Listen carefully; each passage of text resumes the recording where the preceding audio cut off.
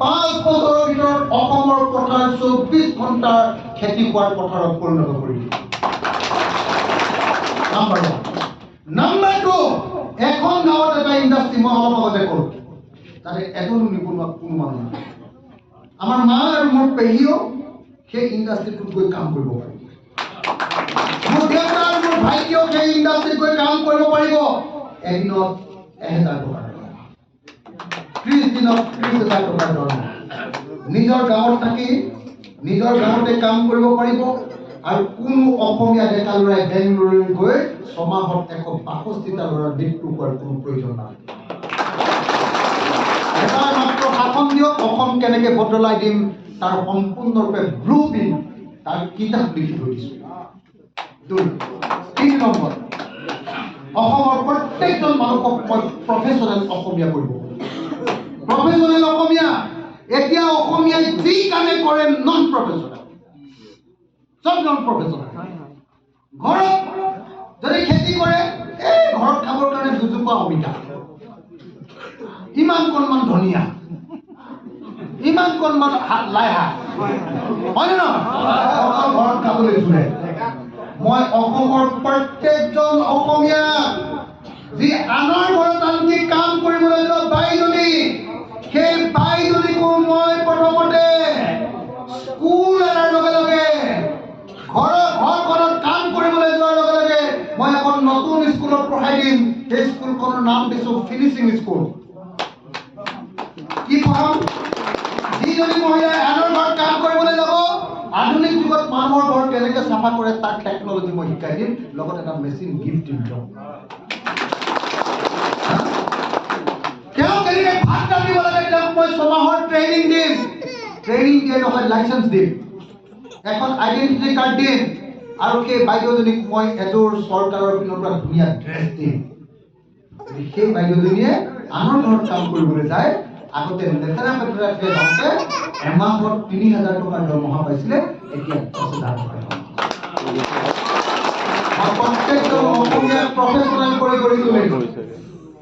প্ৰত্যেকটো ডেকা ল'ৰা যি বেংগলোৰত চিকিউৰিটি গাৰ্ড কৰিবলৈ যাব, যোৱাৰ আগতে আমাৰ চৰকাৰে সেই বেংগলোৰলৈ যোৱা চিকিউৰিটি গাৰ্ডজনক হোমগাৰ্ড বা পুলিচৰ ট্ৰেইনিং দি পঠিয়াব। ভাল হ'বনে বেয়া হ'ব? ভাল হ'বনে বেয়া হ'ব? ভাল হ'বনে বেয়া হ'ব? স্কুল এৰিব খুজিলে মই লগে লগে সুধিম, কেলে স্কুল এৰা? কলেজ এৰিব খুজিলে মই সুধিম, তুমি কলৈ যাবা? বোলে চিকিউৰিটি গাৰ্ড কৰিবলৈ যাম।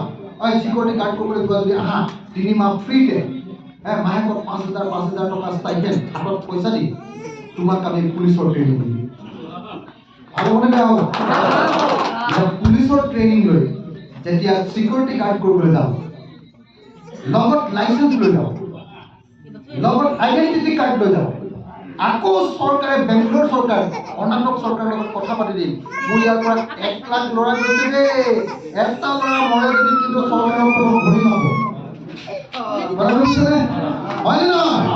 এতিয়া মোৰ আগত চিকিউৰিটি গাৰ্ড কৰিবলৈ যোৱা ল'ৰাটোৱে যদি মাহেকত 18,000 টকা দৰমহা পাইছিলে, ট্ৰেইনিং দি পঠিওৱাৰ পাছত 40,000 টকা দৰমহা। কোনোবা চৰকাৰে আজিলৈকে এইবিলাক কথা ভাবিছিলে নেকি? যোৱা 19 তাৰিখৰ দিনা মই ডিব্ৰুগড়ত গৌৰৱ গগৈৰ লগত 5 ঘণ্টা বহি আছিলো। গৌৰৱে মোক কৈছে, অখিলা, এই চিটৰ কথা পাতিম ৰ'ব, আপুনি বৰ ধুনীয়াকৈ অসমখন কেনেকৈ কৰিম, এই যে আপোনালোকৰ ইস্তাহাৰখন লিখিছে এইখনৰ বিষয়ে কওক। মই সদায় আপোনাৰ ইস্তাহাৰখন মই এই বেগটোত সদায় অনবৰত 24 ঘণ্টা লৈ ফুৰোঁ। গৌৰৱে কৈ আছে। গৌৰৱে মোক কৈছে যে আপোনাৰ পৰা মই ট্ৰেইনিং ল'ম। এতিয়া এনেকৈ কৈছোঁ, মই আপোনাৰ পৰা বহুত কথা শিকোঁ, মই আপোনাৰ পৰা ট্ৰেইনিং ল'ম। এটা সঁচাকৈ কথা কওকচোন, যে আপুনি যে কৈছে ফিনিচিং স্কুল, ফিনিচিং স্কুল পৃথিৱীত কোনেও এই আইডিয়া হোৱা নাই। গোটেই পৃথিৱীত মই আনিছোঁ এই আইডিয়া, ৰাইডৰ দলে আনিছে এই আইডিয়া, যে কোনোবা ছোৱালীয়ে যদি নাৰ্ছৰ কাম কৰিব খোজে, মই তাক নাৰ্ছৰো ট্ৰেইনিং দিম, তাইক মই ইংৰাজীও শিকাম আৰু হিন্দীও শিকাম। যদি তাই বেছি চোকা ছোৱালী হয়, ইংৰাজী যদি জানে, তাইক মই জাপানলৈ নাৰ্ছ কৰিবলৈ পঠিয়াম। জাপানত এজনী নাৰ্ছে এবছৰত 1 কোটি টকাৰ দৰমহা। মোৰ মাৰ লগত দুজনী নাৰ্ছ ৰাখিছোঁ, এজনীক মই 20,000কে দৰমহা দিওঁ, দুজনীক মই 40,000 টকা দৰমহা দিওঁ।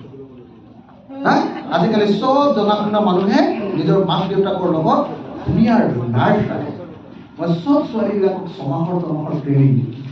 যিজনীয়ে লগত হিন্দী ক'ব পাৰিব তাইক মই দিল্লীলৈ পঠিয়াই দিওঁ। দিল্লীলৈ এনেই নপঠিয়াওঁ, চৰকাৰৰ পৰা পঠিয়াওঁ। তাইৰ কিবা বিপদ হ'লে লগে লগে বুটাম টিপিব, আমি চৰকাৰে গম পাই যাম, লগে লগে পুলিচ গৈ সেই মানুহ ঘৰত ধৰি আনিম। কথাটো বুজি পাইছেনে নাই? প্ৰত্যেকজন অসমীয়াক নিৰাপত্তা দিম। কোনো ল'ৰা হিমন্ত বিশ্ব শৰ্মা চৰকাৰৰ দিনৰ নিচিনাকে সভাত 162টা ল'ৰা বাহিৰত কৰিব নালাগে। মই বিয়াৰ সুধিছিলোঁ।